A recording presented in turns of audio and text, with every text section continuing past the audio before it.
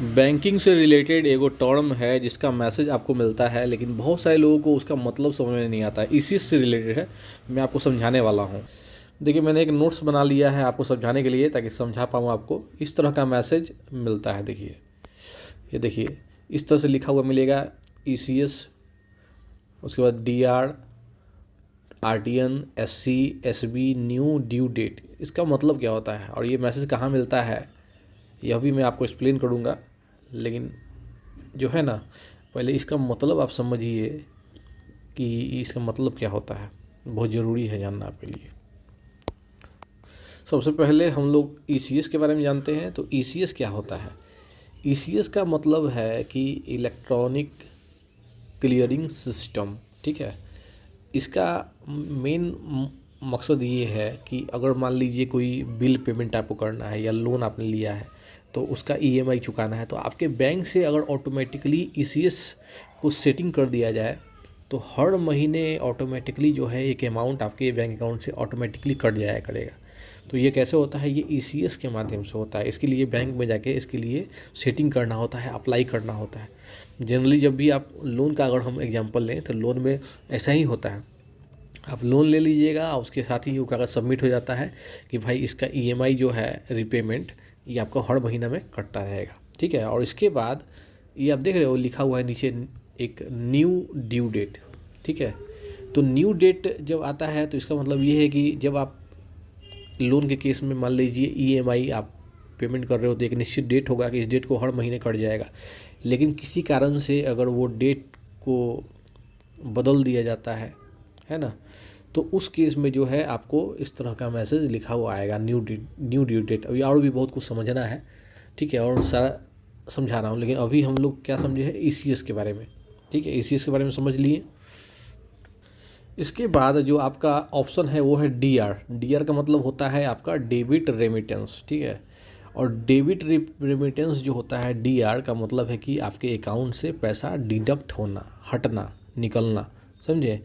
अगर ECS आपका किसी कारण से फेल हो जाता है तो आपके अकाउंट से DR मतलब कि पैसा अमाउंट जो है डिडक्ट हो सकता है। और वहाँ पर न्यू ड्यू डेट का मतलब मैं आपको बता दूं कि अगर इस तरह से है तो आपको एक चीज़ का ध्यान रखना है यहाँ पर कि जो न्यू डेट आपका दिया गया है उस डेट तक आपके अकाउंट में पैसा होना चाहिए, नहीं तो समस्या पैदा हो जाएगा।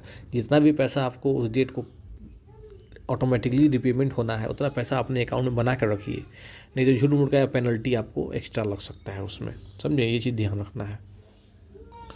उसके बाद आपका ये ऑप्शन है RTN, ठीक है। RTN का मतलब होता है रिटर्न, समझे। रिटर्न का मतलब ये है कि ECS आपका किसी कारण से फेल हो जाता है और आपके अकाउंट से पैसा डेबिट नहीं हो पाता है। मान लीजिए 5,000 रुपये कटना था, एग्जांपल के रूप में समझिए इस चीज़ को कि मान लीजिए 5,000 रुपये कटना था, आपके अकाउंट में 3,000 था, इनसफिशिएंट फंड था, तो आपका ECS फेल हो गया। तो उस कंडीशन में RTN बताता है कि भाई रिटर्न हो गया है और न्यू ड्यू डेट जो है उसके अकॉर्डिंग जो है अब पैसा आपका कटेगा। तो जब रिटर्न होता है तो उसमें किसी में जो है आपको पेनल्टी भी लग सकता है। इसीलिए मैं बोल रहा हूँ कि जब भी ड्यू डेट हो उस एक के अकॉर्डिंग अपना अकाउंट में पैसा आपको सफिशिएंट फंड रखना पड़ता है, नहीं रखिएगा तो पेनल्टी आपको लगबे करेगा। उसके बाद जो है आपका होता है SC का मतलब होता है स्टैंडिंग चार्जेज, समझे। जब भी आपका ECS फेल होगा, मान लीजिए हम एग्जांपल लें कि इनसफिशिएंट फंड था, फंड नहीं था अकाउंट में, आपका ECS फेल हो गया, तो उस केस में जो है बैंक से आपको पेनल्टी लग सकता है, क्योंकि उतना फ़ंड आपने रखा नहीं और वो कैंसिल हो गया। बैंक को बहुत सारा उसमें जो है ना चार्जेस जो है लग जाता है, समझे। तो उसको कवर करने के लिए जो है आपसे चार्ज वो वसूला जाता है, जिसको स्टैंडिंग चार्जेस कहा जाता है, समझे, SC। तो ये आपका उस चीज़ को डिनोट करता है कि आपको पेनल्टी लगा है या फिर लगने वाला है। इसलिए जो भी ड्यू डेट हो आपका, आपको पता है कि भाई हमारा 2 तारीख के जो है 5,000 रुपया कटने वाला है, तो 2 तारीख से पहले अपने अकाउंट में हमको कम से कम 5,000 रुपया रखना है, ताकि किसी तरह का पेनल्टी ना लगे, स्टैंडिंग चार्जेस ना लगे, समझे। इस चीज़ का ध्यान रखना है। उसके बाद आपका है आप SB का मतलब होता है सेविंग बैंक अकाउंट। तो ये प्राइमरी आपका वो बैंक अकाउंट है जिससे कि ECS के माध्यम से पैसा डेबिट होता है, कटते रहता है। जो भी ड्यू डेट है आपका अगर 5,000 रुपया 2 तारीख को कटने वाला है तो उसी अकाउंट में से पैसा कटेगा। तो ये सेविंग बैंक अकाउंट को डिनोट करता है। और आपका उसके बाद आ गया है न्यू ड्यू डेट। इसको भी समझ लीजिए। ड्यू डेट का मतलब है कि आपका जो है ईसीएस फेल हो गया किसी कारण से। कौन कौन सा कारण होता है वो बता रहे हैं आपको, लेकिन किसी कारण से फेल हो गया, उसके बाद आपको एक न्यू ड्यू डेट असाइन किया जाता है। अगर 2 तारीख को और फेल हो गया आपका ईसीएस, तो फिर हो सकता है कि अगले महीने में 2 तारीख को आपको असाइन हो जाए, एग्जाम्पल के तौर पर। तो कौन कौन सा कारण होता है न्यू ड्यू डेट यहाँ पर देने का, इस चीज़ को समझिए। तो न्यू ड्यू डेट असाइन होने का कौन कौन सा कारण हो सकता है।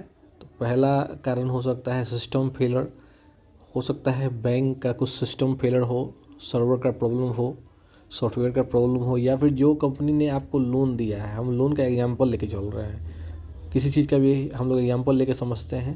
तो लोन का एग्जांपल लिए, मान लीजिए जो कंपनी ने आपको लोन दिया है उसी का सिस्टम फेलर हो, सर्वर का प्रॉब्लम है, कंप्यूटर सॉफ्टवेयर कुछ का प्रॉब्लम हो सकता है। उसके चलते जिस डेट पर पैसा कटना था उस डेट पर पैसा नहीं कटा और फिर नया आपको एक डेट दे दिया गया, तो वो भी कारण हो सकता है न्यू डेट देने का। इसके बाद दूसरा कारण हो सकता है कस्टमर रिक्वेस्ट, मतलब कि जो कस्टमर का पैसा कटना था, मान लीजिए मेरा पैसा अकाउंट से कटना है तो हमको भी समस्या आ रहा है, कुछ प्रॉब्लम है, मान लीजिए कोविड का प्रॉब्लम है या फिर पैसा हमारे पास नहीं है किसी कारण से, तो हम बैंक को रिक्वेस्ट कर सकते हैं कि जो हमारा जो ड्यू डेट है जिसमें पैसा कटने वाला है 2 तारीख को, उसको बढ़ा दिया जाए। तो बैंक ने अगर रिक्वेस्ट एक्सेप्ट किया हमारा, तो 2 तारीख से बढ़ा के वो मान लीजिए कि 15 तारीख कर दिया, तो हमने रिक्वेस्ट किया, बैंक ने मान लिया, तो उसके चलते भी ड्यू डेट आपका चेंज हो सकता है और वो मैसेज आपको आ सकता है न्यू डेट वाला। उसके बाद तीसरा कारण हो सकता है पेमेंट रिटर्न हो गया। पेमेंट कटना है 2 तारीख को, लेकिन पैसा नहीं कटा क्योंकि इनसफिशिएंट फंड था, अकाउंट में उतना फंड मेरे पास था नहीं, है ना, तो वो ऑटोमेटिकली रिटर्न हो गया, इसलिए आपका फेल हो गया। अब नया ड्यू डेट आपको असाइन किया गया है, उसी ड्यू डेट पर पेमेंट आपको करना है, उतना तारीख को आपको अकाउंट में पैसा रखना है, तो वो भी उसमें पेनल्टी भी लग सकता है। आपका रिटर्न चला गया ICS तो उसमें पेनल्टी भी लग सकता है, ये भी कारण है। इसके बाद कुछ स्पेशल कारण भी हो सकता है, स्पेशल पॉलिसी होता है, मान लीजिए कोई प्रमोशनल ऑफर चल रहा है या कोई फेस्टिवल का टाइम चल रहा है, उस केस में ऑटोमेटिकली बैंक भी जो है उसको न्यू डेट असाइन कर सकता है। हो सकता है कि जिस डेट पर पैसा कटना हो, छुट्टी का दिन हो या जो भी हो, उसमें पैसा नहीं कटा और आपको एक न्यू ड्यू डेट असाइन कर दिया गया, अब वो आपको उस डेट पर पैसा कटेगा आपके अकाउंट से। तो कुछ स्पेशल ऑफर भी, स्पेशल पॉलिसी भी बैंक का हो सकता है उसके अकॉर्डिंग, तो वो भी एक कारण है।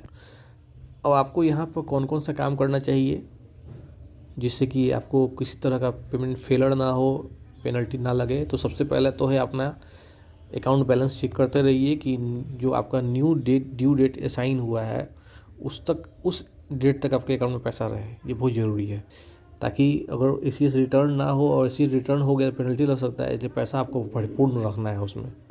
उसके बाद बैंक से आप जो है कांटेक्ट कर सकते हैं। आपको लगता है कि जो नया डेट आपको निर्धारित कर दिया गया है ड्यू डेट, आपको समझ में नहीं आ रहा है क्यों यह डेट दिया गया है, तुरंत बैंक से आप संपर्क कीजिए, पूछिए कि भाई ये न्यू ड्यू डेट क्यों दिया गया है, हमारे अकाउंट में तो पैसा था, कैसे क्यों कटा नहीं, तो क्यों दिया गया, क्या रीज़न है, वो भी बैंक से आप पूछ सकते हैं। उसके बाद आपका जो पेनल्टी लगने वाला है, तो न्यू ड्यू डेट आपका जो है नया डेट आपको पैसा देने का एक जो बना है, उससे पहले अगर आप पेमेंट कर देते हो तो हो सकता है आपका पेनल्टी माफ़ हो जाए। तो इसके लिए आप बैंक से संपर्क कर सकते हो, उनसे आप जानकारी ले सकते हो। तो ये भी आप जो है कंफर्म कीजिए बैंक से ही। इसके बाद कोई भी पेमेंट आपका मिस नहीं हो, इसलिए ऑटो डेबिट का जो है ना जो सर्विस है, फैसिलिटी है, उसको एक्टिव कीजिए अकाउंट में, ताकि अपने आप पैसा आपका हर ड्यू डेट पर कटता रहे, आपको अपने से मैनुअली पे करने की ज़रूरत नहीं है उसमें, है ना। तो ये काम आपको करना है वहाँ पर, जिससे कि कोई भी आपको पेनल्टी अवॉइड हो जाएगा, कोई पेनल्टी इसमें लगने का चांस नहीं रहेगा।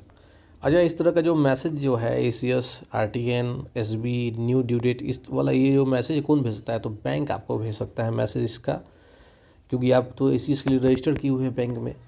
तो कभी भी किसी तरह का पेनल्टी लगता है या फिर न्यू ड्यू डेट आता है, तो इस तरह का मैसेज आपको SMS के माध्यम से, ईमेल के माध्यम से बैंक आपको भेजता रहता है, ताकि सारा जानकारी आपको मिलता रहे।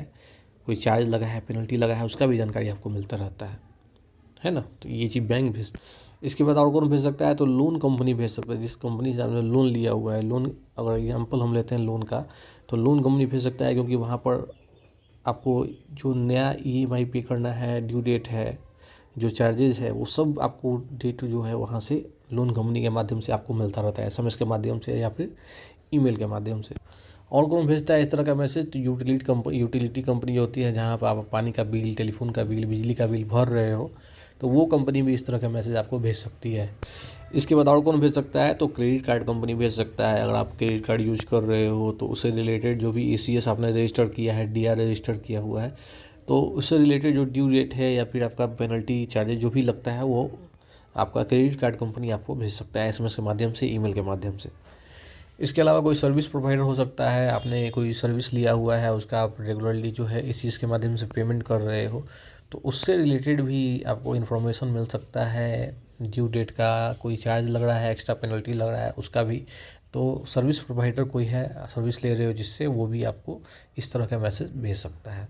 तो ईसीएस फेल हुआ तो उसका मैसेज मिलेगा, रिटर्न गया उसका मैसेज मिलेगा, कोई पेनल्टी लगता है, चार्जेस लगता है, उसका भी मैसेज मिलेगा। तो इस तरह का मैसेज आपको मिलते हैं। तो जो मैसेज आएगा उसका एवरी जो वर्ड है उसका डिटेल मैंने आपको यहाँ पर बता दिया है, ठीक है। इससे रिलेटेड कोई क्वेश्चन हुआ तो कमेंट कीजिएगा। जय हिंद।